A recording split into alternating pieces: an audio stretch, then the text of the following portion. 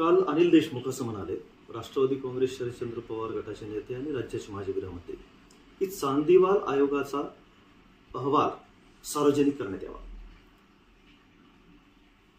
ज्यावेळेस सुरुवातीला श्याम मानवांनी पत्रकार परिषद घेऊन आरोप करायला सुरुवात केली, नंतर अनिल देशमुख देवेंद्रजीवर आरोप करतायत आणि आता ज्यावेळेस ते आरोप आपल्यावर उलटत आहेत त्यावेळेस ते एक एक गोष्ट बाहेर काढायचा प्रयत्न करतायत, जेणेकरून त्यांना हे सुचवायचं आहे की चांदीवाल आयोगानं मला क्लीन चिट दिली आहे.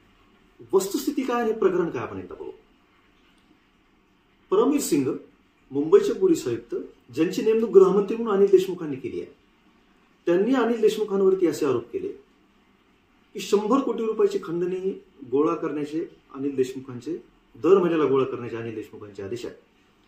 त्यांच्याकडे जो इनपुट होता त्या इनपुटच्या आधारे, म्हणजे परमवीर सिंगांकडे जे मेसेज असतील, काही अधिकाऱ्यांची माहिती असेल काय, त्या आधारे त्यांनी ह्या विषयाचे पत्र त्यावेळेस माननीय मुख्यमंत्री त्यावेळेसचे यांना लिहिलेलं आहे.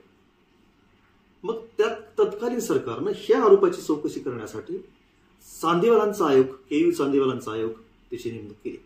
वर्षभर या आयोगानं परमवीर सिंगांची तपासणी केली आहे, अजून कोण कोण इन्व्हॉल्व लोक आहेत त्यांची तपासणी केली आहे, अनिल देशमुखांना हजर राहायला सांगून त्यांचाही जबाब घेतलाय.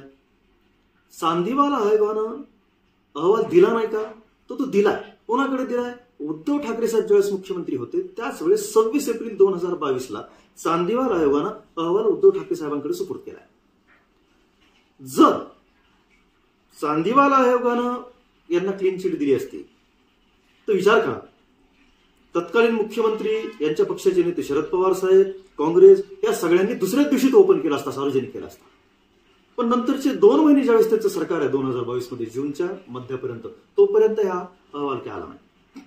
बरं, 25 एप्रिलला माननीय उच्च न्यायालयाने सीबीआयला असे आदेश दिलेत की ह्या प्रकरणामध्ये तपास करा.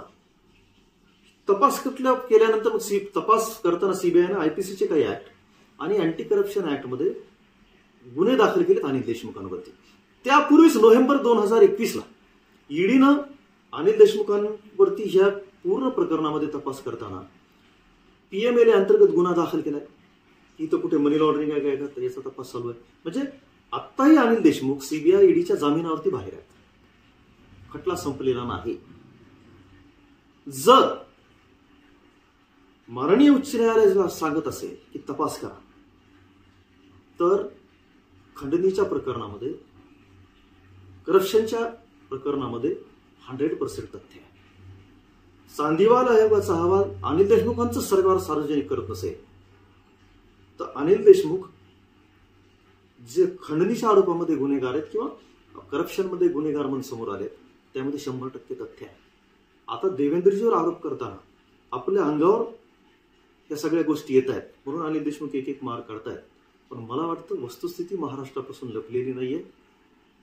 खंडणीच्या प्रकरणामध्ये अनिल देशमुख अतिशय खोलपर्यंत रुतलेले आहेत. धन्यवाद.